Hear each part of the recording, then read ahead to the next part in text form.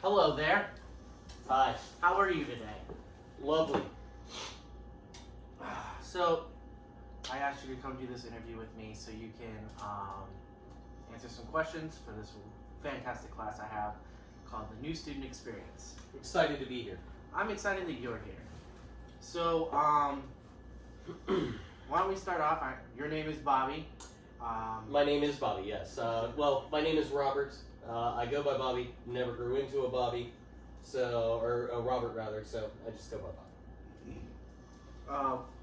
Why don't you let me know what your current job title, position, and how long you've been there in that role? My current role, I have been for only a few short months. Currently, I am a contract compliance analyst for Allstate. Okay. More specifically, Square Trade, which is a division that falls under the umbrella of the insurance company Allstate. In my role, I make sure that we are in compliance with our resellers and vendors in order to not only extend manufacturer warranties on products such as your typical Xbox or maybe even your car engine, depending on which warranty that we are going to extend. We go beyond the manufacturer warranty for the company as a whole. Right. In my specific role, I am tasked with having to ensure that we are meeting the resellers' guidelines on how we approach not sending out the warranty or not fulfilling a claim that one might have, but more importantly, making sure that we, as a call center, are abiding by all the terms and conditions that vendor has put forward for us. Awesome. Now, how did you land this position? I started my career doing almost the same thing. When I left law school, I got a job as a compliance officer for a third-party collection agency, a nationwide third-party collection agency. My job essentially was to protect the agency against any FDCPA lawsuits, any FCCPA lawsuits, ancillary attorney general complaints, deal directly with the BBB. In that, I became not only familiar with the financial aspect of the way that companies do business with third-party vendors, but more importantly, the financial institutions in and of themselves, which segued into me switching sides, so to speak, Right. to where I started suing banks for their non-compliance over the same acts that I was tasked to protect before, doing pre-litigation work, suing banks during the housing crisis. Okay. For contacting a debtor after they know that they were represented by counsel, which that segued into me learning so much about financial institutions that I started doing anti-money laundering, which That sounds exciting. it does sound exciting. It sounds very, very glamorous. It really does, but it's actually quite tedious. The government sets up alerts based on the way that money moves. Okay. Due to the Patriot Act being introduced after 9/11, of course, banking laws changed. The Frank Dodd Act changed a lot of banking laws. So the algorithms that were put into place weren't necessarily a specific target to one group or one individual. Right. In my case, it was more of you worked for a bank and money moved in a certain way, and your job was to go in and just take a look at why the money moved that way. And 99% of the time, I can say with 100% certainty, it was done in the normal course of business. Meaning to say, a wire transfer happened from this place in Singapore to this bank in Texas. Why? Well, the place in Singapore, to nutshell it, makes airplane parts. This place in Texas, well, they're an airport. So having that kind of money change hands the way they did made sense in the normal course of business. Right. and of course I'm paraphrasing, the Right. the actual logistics and everything behind it was a little bit more complicated. Now, with doing that, again, I was able to segue my knowledge of contractual law, my knowledge of financial institutions, and my knowledge of how it works together in that into being in my current position. That's awesome. It's really cool that you're able to transfer from different worlds in the financial districts and business in general, and then kind of collaborate them all into one and make a really good. I appreciate you moment where saying you are. so. I appreciate you saying so. I worked very hard to become so. It wasn't without its hiccups. Right. Wasn't without its times where burnout being a very, very real thing. It wasn't devoid of those things. Right. Well, we're glad you're here. You're able to do this. So, what are the things that you enjoy most about your current job? If I had to nutshell what I enjoy most about what I currently do, would be being the hands-on in following the contractual letter of the law, so to speak. Okay. I am a very big fan of, well, this is the way that it is. This is how we're going to go ahead and move forward with it. And I don't necessarily treat it as, I treat it more as a living document. Because there's always times where they want to change parameters on it. Yeah. Every time that I feel like we're inside our means, they keep moving the means on us. Right. You have to change the way you play. Right, and that challenge in and of itself, that challenge of having to call the audible, if you will, to be open to that suggestion, is one of I enjoy that challenge of it.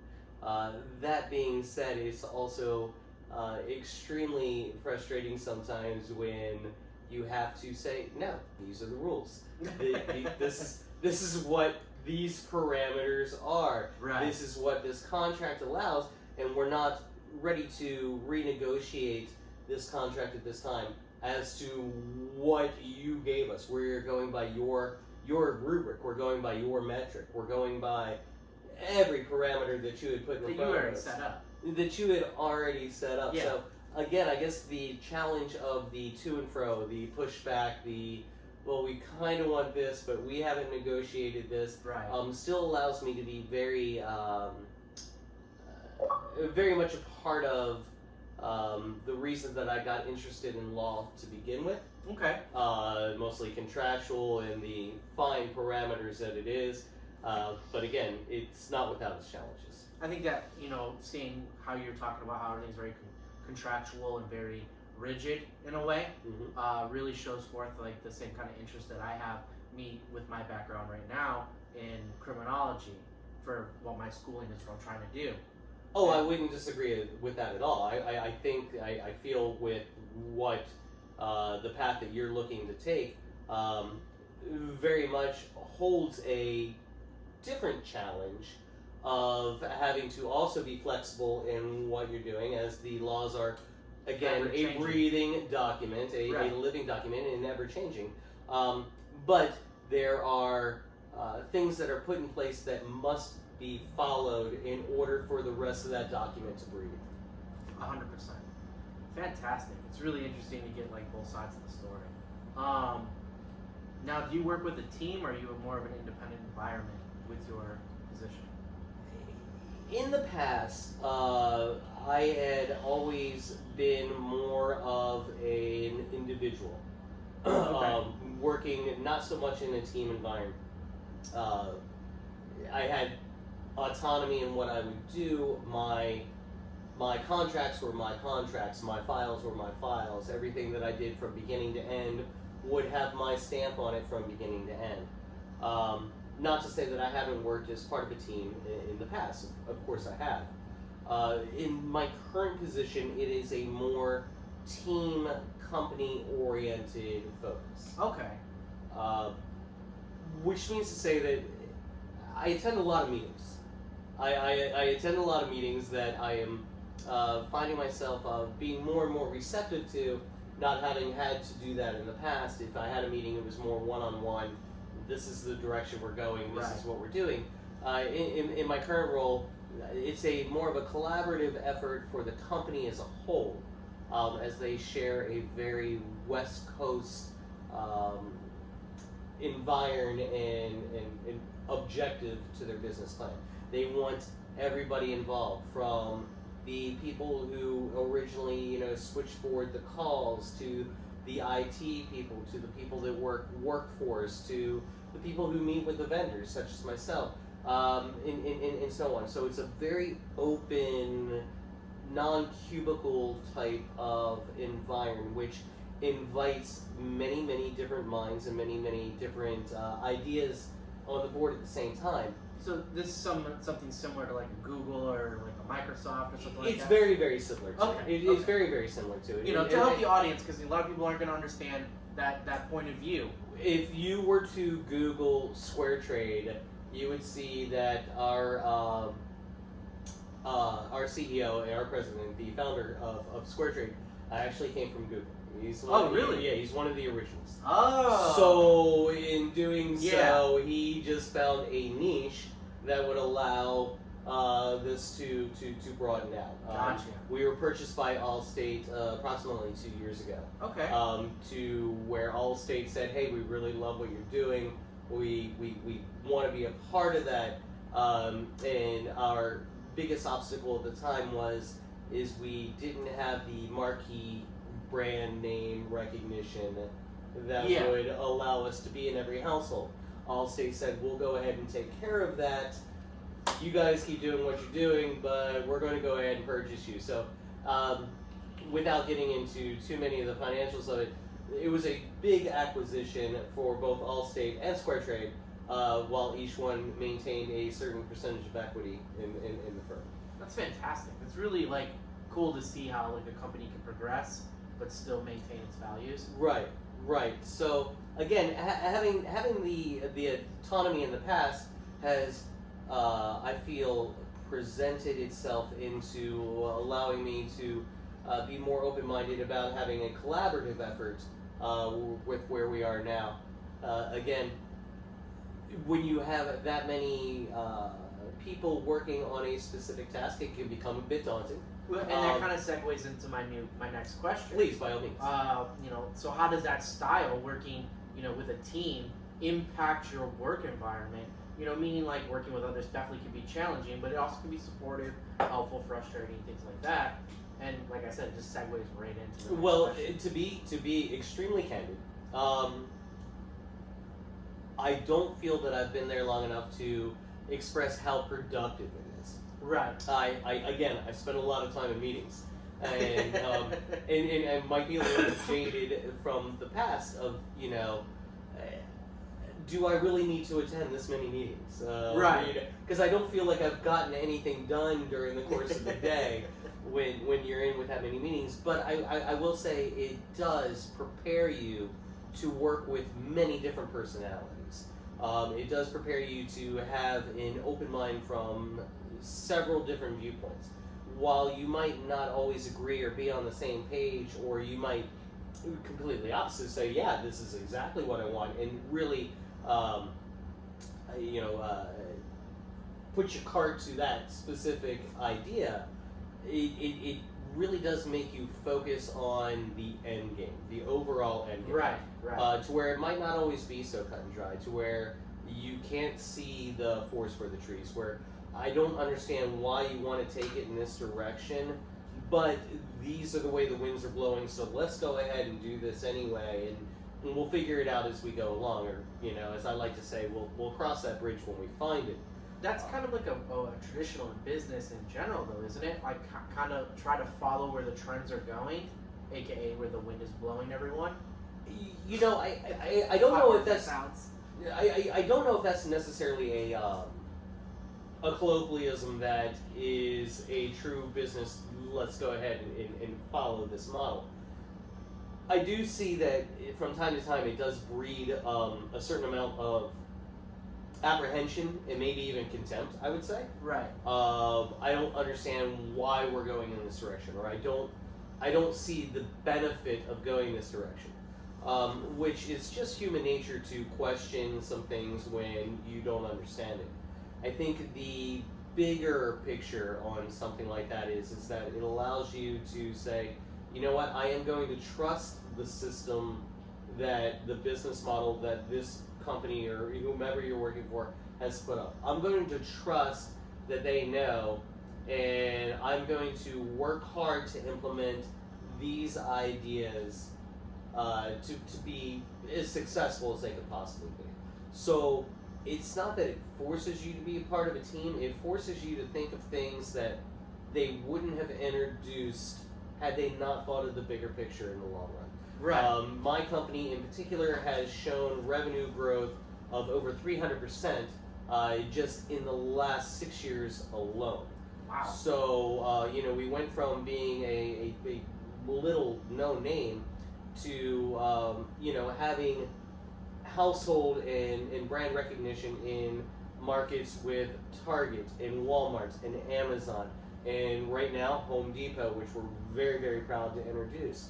And so we're in marquee style names. We're with a marquee style company. So in my apprehension to take on a more collaborative role, I have also embraced the idea that I can trust in something that is much larger than just the cut and dry, this is the way to do this, and this is the way we're going to do it. So, what do you like least about this job? I mean, everything sounds really exciting. You know, a very West Coast demeanor. You have a lot of interesting clientele. So, I mean, what are some negatives behind this?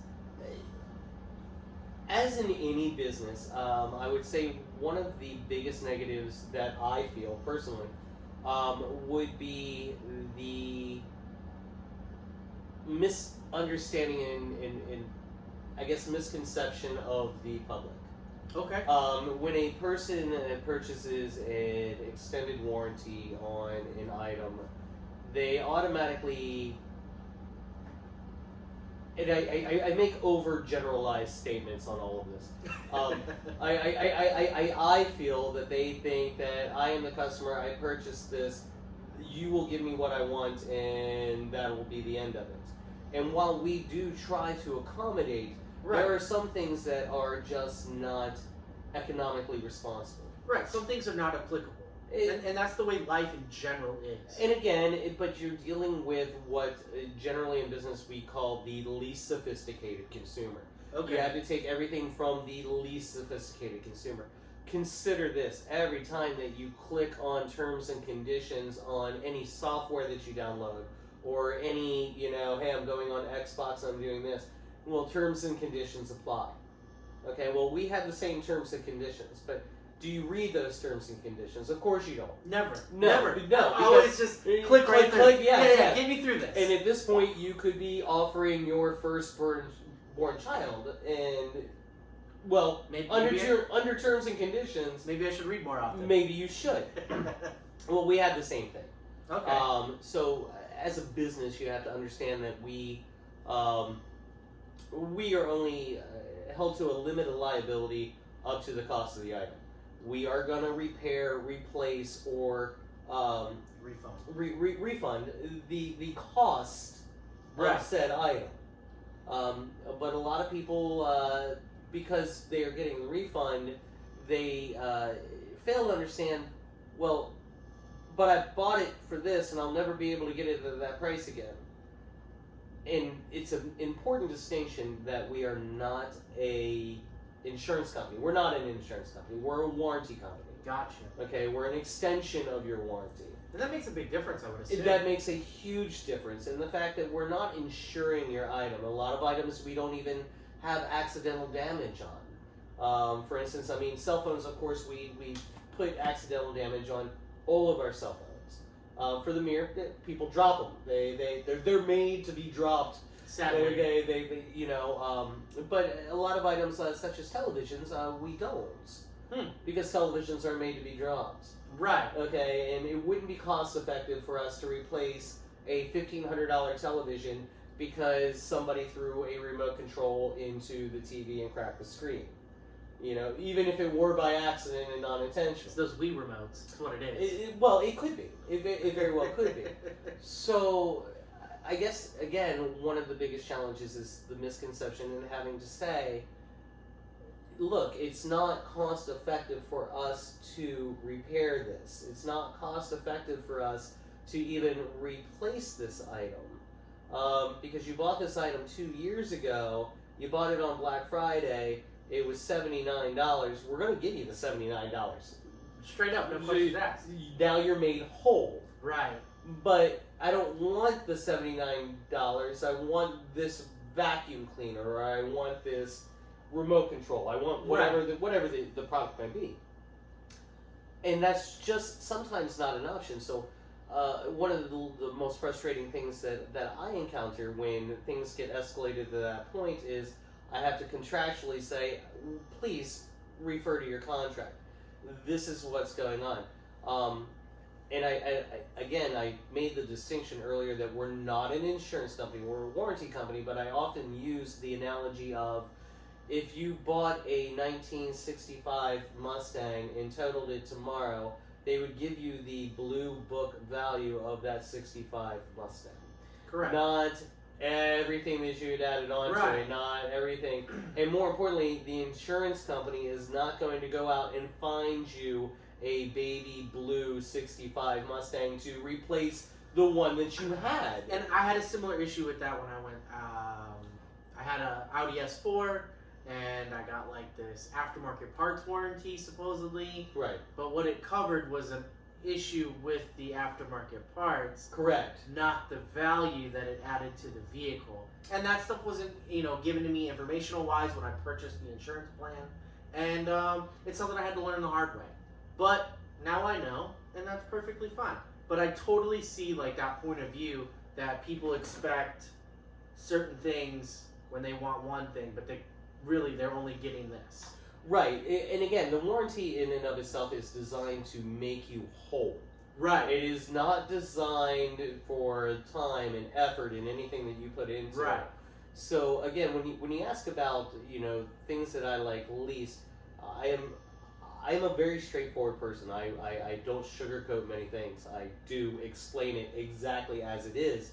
But when you have somebody, and again, in our field, we do refer to it as the least sophisticated consumer, which is not a pejorative in any stretch of the imagination. It's how the law sees, how the law would interpret if the least sophisticated consumer can interpret this or understand this, then everybody above that should be as well.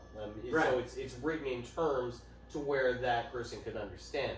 So in saying that, sometimes it's very difficult when you have somebody who is just either genuinely upset about the loss of whatever said product or that it isn't covered, they misunderstood, or maybe even when they purchased it, it may have been there may have been a miscommunication. It may have been said in a way, oh yeah, it covers everything, without the salesman really explaining. Now, us as a company, we really don't have any control over how our resellers market our product, but they are giving all the informational paperwork with every purchase. Well, that's really good. And knowing ahead of time what it's good for and what it's not good for, will usually save a lot of headaches. It could, but then again, like I said, you'll have somebody with the television. Yeah, I went to go mount it. I just bought it yesterday. I went to go mount it, and I dropped it. Now the corner's cracked, and that's a real shame because I understand that you just spent $900 on this, and you got the insurance, but we're not taking care of it. Right. And the manufacturer is not going to take care of it, and it doesn't matter Walmart's not going to allow you to exchange it. And on televisions, there just simply isn't an accidental damage thing. I mean, we're moving forward, trying to create something like that. Specific. Something like that, but I mean, due to the size and the bulk of the item, it makes it a little bit more cumbersome than an item like this, to where you could go ahead and ship in, we can replace the screen, and costs nothing to do it. Well, next to nothing. Next to nothing. Fantastic. So You said that your major in college was law, correct? No, my major in college was English Lit. I wasn't quite sure where. That's a big change. Well, not really. In most, you'll find mostly when people apply to any kind of graduate work, their undergrad degree is primarily something that isn't. It could be like a liberal arts. It could be a poli-sci. Okay. It could be something to that effect. It's more of a let's get all of the core out of the way. Right. And maybe with that you could go and be a teacher, or there are so many different paths you can There's go a lot off of ways. but there's a lot of ways that you can go. My thing is that I was always going to apply to law school. When I was in the Navy, that's when I did my undergrad degree. I took a couple of years off when I got out of the Navy, went and applied to law school, got accepted, and then during that time also fell in love, got married, had a child, and ultimately dropped out of law school. Okay. So I mean, but I don't feel like I've ever regretted not finishing my JD. I got a lot of great wins out of not doing it, and I feel in the grander scheme of things that I am doing a lot of what I always wanted to do in pursuing law, which was I never wanted to do family law because nobody wins. I never wanted to do criminal law because there are just some people I just wouldn't feel comfortable defending. But I've always been interested in the financial sector and the contractual sector of it. And I felt at the time, had I pursued that in getting my JD, that I probably would have been pulled into other arenas.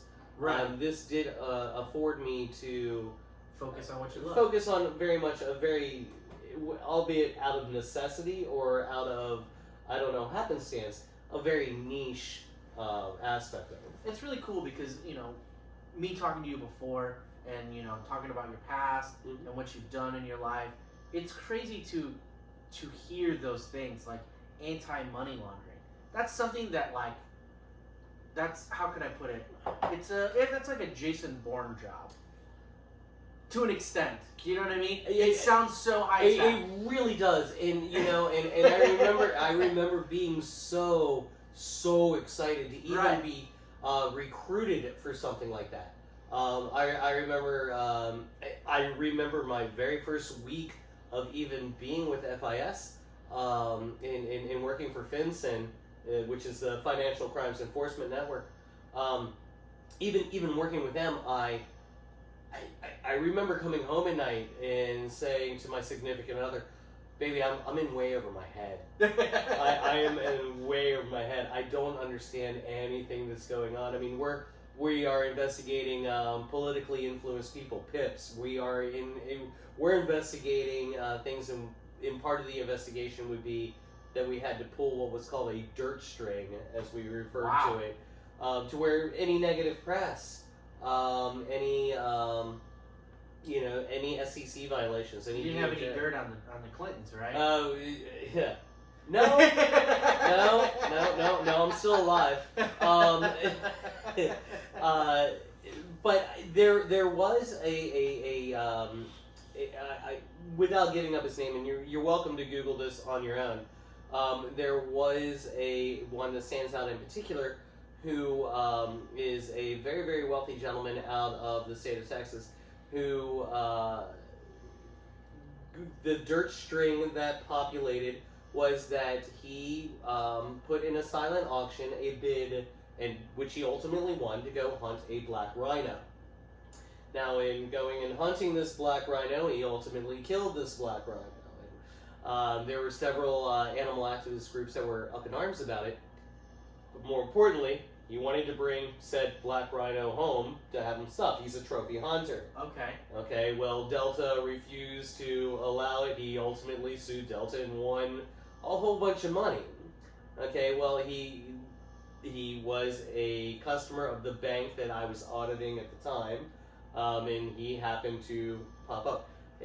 kids at home, just Google Black Rhino Hunter 2012-ish. I think you'll find out exactly what I'm talking about. I'm sure that they all will. And but yeah, that was like one of those things to where at this point I had to make a judgment call. I had to be, look, is this tied to his finances or is this just bad press? Right. You know, so you had to make those judgment calls, and this is where my autonomy, like I said, came in. I ultimately made the call that it had nothing to do with his finances. So yeah, I can Google the guy, and yeah, he might not have the same opinions. He might not have the same values. He might be a jerk for all I know. But being a jerk isn't against the law as far as having any SEC violations or DOJ violations. So, right. Again, where it sounds very, very glamorous, and it sounds like, you know, trust me, I traded on that many a time saying, I work for the government, I'm an anti-money launderer. I traded on that many, many a time, but at the end of the day, it really was a 9 to 5, very, very tedious, very boring, spreadsheets and manuals, and if you could see me most days, I was literally pushing my glasses up against my forehead, going, well, that doesn't seem right. So that's awesome. And my last question was to describe your career path and how you got this current job. I feel that we've touched on that. I yeah. feel like we've definitely touched on that. I will say this. I will say my career path, the way that it was, when I first started with Convergent, the third-party collection agency, I had a child on the way. I had already dropped out of 2L, and I was tending bar. And for you kids at home sitting around listening, stay in school. It's very, very important. But it's also very, very important to know, or at least get the illusion of knowing that what you're talking about. Yeah. I literally, because I had experience in the past with dealing with the Attorney General, or dealing with, you know, the BBB, or just writing in general, being able to form articulate sentences. Exactly. Paragraphs. I lied about the rest of it to get that in that interview, saying that, and, you know, and me being not young, I'm not naive. I know a lot of people will impress themselves up when they put in their resumes and things like that. Sure, embellish a little bit. Right, Yeah, embellish. Absolutely. I don't want to say lie. No. But we certainly do make ourselves look a lot better. But it wasn't so much my resume that it was. It was the actual interview. Okay. So I really knew nothing about the FDCPA or third-party collections, or maybe something that I had read in a law book, or, you know, maybe something that I probably didn't even go to class that day. But it was something to the point to where, okay, if, you know, I remember my director, Ann Carlson, asking me, all right, fine, I've got this letter from the Attorney General of the state of Washington. I was in Seattle, Washington at the time. You know, how would you answer this? And I remember not only being really nervous, because at the time Bank of America was their largest client, and I think they were giving us anywhere between $7 to $12 million a month in bad paper just to collect on. Whoa. I mean, it was huge. It wasn't. This That's was a lot of this money. was like going to be my first real big boy job out of the service, and this was was I'm already feeling bad before, 'cause like, the housing crisis and everything? this was, yeah, oh gosh, yes, yeah, this would have been, I mean, Sam was born in 2006, so this would have been around 2007-ish when I started. So it was like right at that It was time right there. It wasn't when I went to the other side, when I flipped to the dark side. Wasn't until I moved here to Florida, which was 2013. So by that time, yeah, I mean, but the banks were all in really, really horrible shape at that time. So third-party collection agencies were just booming with bad debt. And they were doing a lot of shady things as well, but I digress. Again, my thing is that being confident enough in knowing what you're doing, or being confident enough to at least being able to sell the illusion that even if you don't know what you're doing, you're going to figure it out. Right. You're going to figure it out, and you are you're filling a need for them. Yeah. And so I guess it was just a complete perfect storm of you, if you will, of Bank of America wants this, Conversion doesn't have this, and I promised them that I could give them this. So I spent many a sleepless night wondering how I was going to deliver on that. But I did. I made myself focus and just kind of soak it all in. Not only soaked it all in, make sure that I was learning everything that I possibly could. And it was just a small little thing like that, a small little perfect storm like that points you in a career path that you never thought that you might go on. That's crazy. I mean, otherwise I could still be slinging drinks in Seattle and probably making more money. But that's that's not, another conversation. That's another conversation. Well, I greatly appreciate your time. I know that you're a very busy man. And again, thank you for doing this interview, very podcast style, free and open. Do you have any questions for the interviewee? No. Whatever.